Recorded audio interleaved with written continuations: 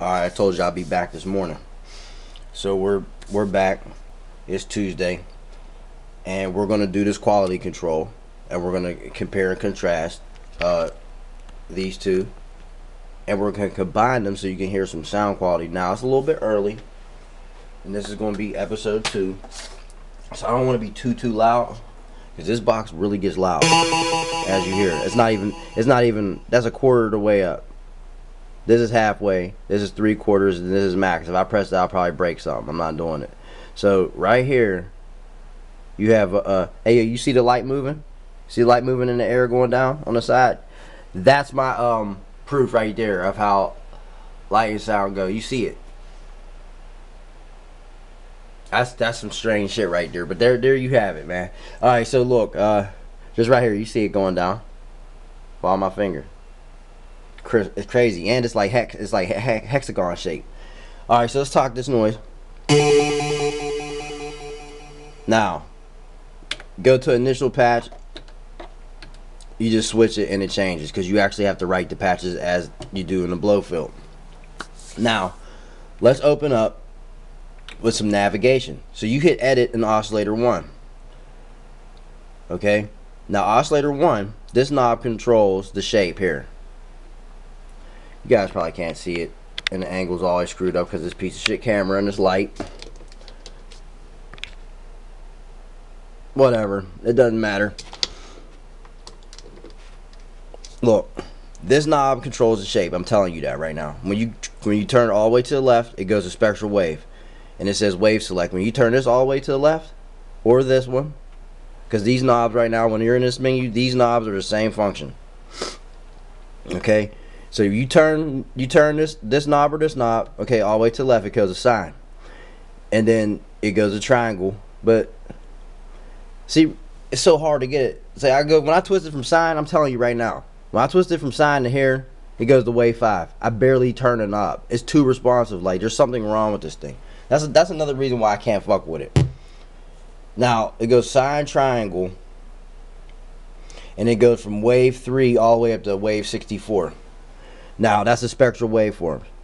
Now you could blend this wave with the saw as you start turning the knob a little bit. These two knobs right here are the same function when you're in the oscillator menu. When it says edit oscillator, oscillator 1, mode, shape, and wave select. These two knobs have the same functionality. These two knobs have the same functionality. This is your semitones. I told you if the center position is 8 foot, if you turn 12 up, that's 4 foot. If you turn 24, so that's plus 12 more. That's 2 foot. Plus 36 would be 1 foot, and then plus 48 would be the half a foot, and so on and so forth. So 8, 16, 32, 64, 128.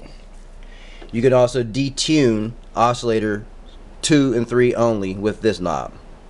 You can't detune 1. I don't know why. It's retarded. Okay.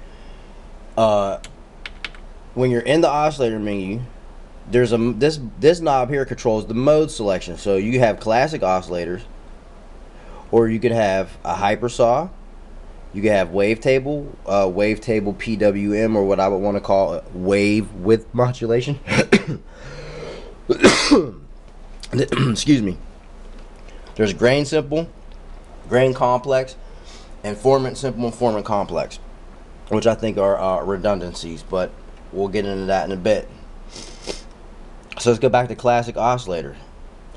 Now the oscillators are like engines, so to speak. So you could put it like that. If oscillator 2 is classic, which it is set to right now, you hold up. You have this type of FM mode. There's positive triangle, there's triangle, wave, noise, NL, NLR, and then NR. So the inputs. Now if oscillator 2, you go back to oscillator 2 and you go here and you change it to like hypersaw, or not hypersaw, but like wavetable, or anything other than classic mode, the FM engine changes to frequency mod FM or phase mod FM. You only have 2 selections. You have to turn the knob all the way to the left, or you turn all the way to the right for phase mod. And the phase mod is going toward that Yamaha DX7 type of stuff. And if you turn it this way, it's going toward the traditional type of FM. All right. Now, when you're in hypersaw, you can have one saw all the way up to 9 saws, and you can locally detune those. Not actually with this detune. This is the oscillator detune 2 and 3. You select it. You navigate oscillators. You press this button. This goes to oscillator 1. You see the light. Go to this one. It goes to 2. It's blinking. I don't know if you can see it.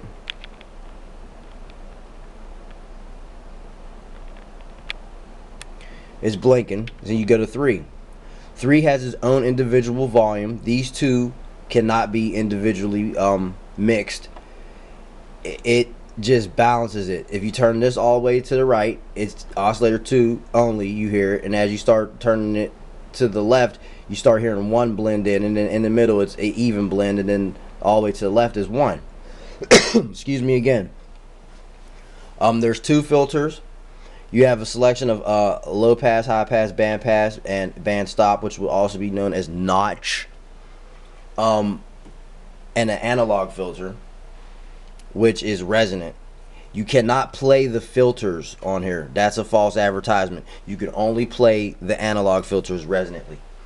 And you can tune them to oscillators. You're going to have to use an oscillator to make sure you tune it right so you know the footage, because it's just like that. Like, the action the same. Look, listen. The action the same almost, okay? But it's just this. I have gripes about it. All right, now let's get into some play. Because last night I did a lot of talking, but I'm trying to show you guys how to navigate this stuff. Like, if you own this or you just bought it, it can be really tedious to navigate. Like, I'm telling, it's a headache. It's very finicky. You got to go through menus. It's real menu divey. You'd be like, oh man, there's too many buttons and knobs. Some of the knobs and buttons got the same function. You'd be like, god damn. But I mean, still a bad box. But there's things to be exposed. There's stuff I'm going to expose. I'm going to clearly show you guys this shit today on all the episodes before I get this bitch up out of here. I mean, I like the hoe, but you know, I just can't really fuck with her like that.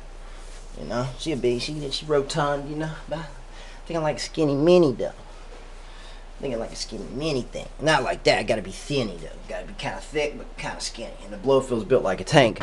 You know what I'm saying? That thing's from Germany. I mean, both of these things from Germany. You know, Germany makes the best shit. You know what I'm saying? When it comes to that hardware, you know, that's some beautiful. This is a beautiful display right here. But I don't know, man. So let's get into some play. Sine wave. Now, the second wave. Oops. Turn our shit to fucking saw or a pulse or something. Now watch me blend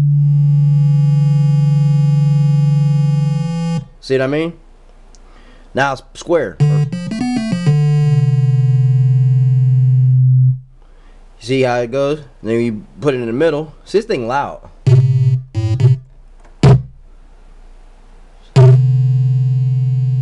Super loud.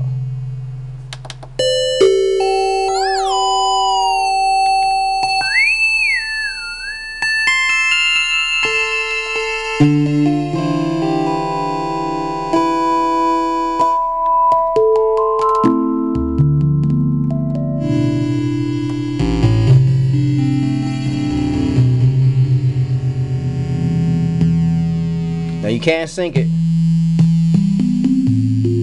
I just hit sync on.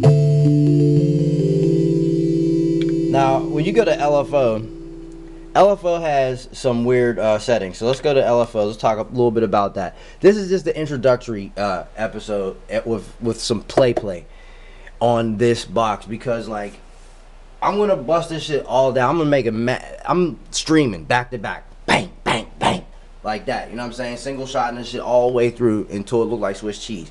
We're gonna do this shit, and then I gotta get this hoe up out of here because I got a date with somebody else, so I can't do this. But we're gonna continue on. All right, now LFO. Let's turn the LFO's clock off. Let's turn the rate to something slow, like say like 8. Turn it to like a triangle. 2 knobs are too responsive. This shit's annoying. All right, now when you get to the LFO, it could modulate oscillator 1 pitch or oscillator 2 pitch individually, or you can link it. This is the link knob right here, and it moves them at the same time. So 100% or is it plus 100% or negative 100%? And the numbers on here are weird too. There's magic integers. I've already got that shit broken down. I believe the first one is 68. Yeah, right here. Excuse me. I've already broken this shit down. Don't think I haven't. These are the magic integers, the octave wise. 68.8 is 1. That's plus 12 or whatever. 81.3, 99.1, and 93.8. That's how it goes. I got this shit all written down. For pitch. Those are the magic integers. They're not whole numbers. They're like weird. So let's mess with oscillator 2 pitch. Let's bring it down a notch. Like to 68. 68.8. Now.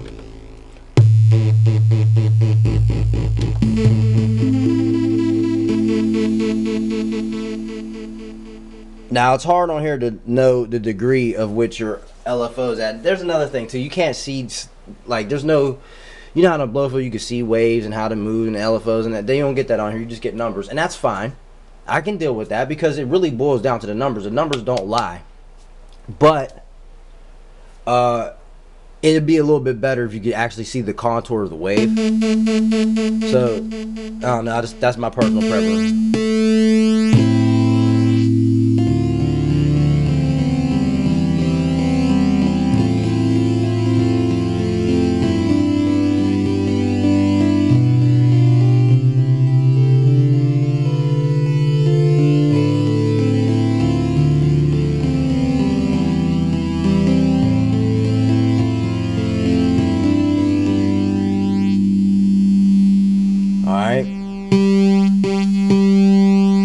So you can play games now. Let's talk about turning LFOs into wave shapes though.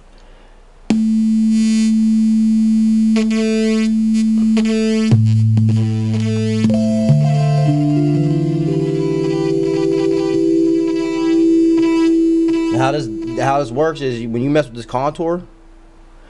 See, this has the same type of menu. Like you'd be oscillator 1 and it'd be like 1 1 1 1 2 1 3. All right, LFO 1 1 is oscillator pitch modulation. So oscillator 1, oscillator link, and then oscillator 2. When you hit it again, you go to 2 3. It goes to pulse width, resonance, and filter gain, which kind of is a tremolo effect. Boop, boop, boop, boop, boop. Like, see how the filter goes up and down? So filter gain. Now pulse width.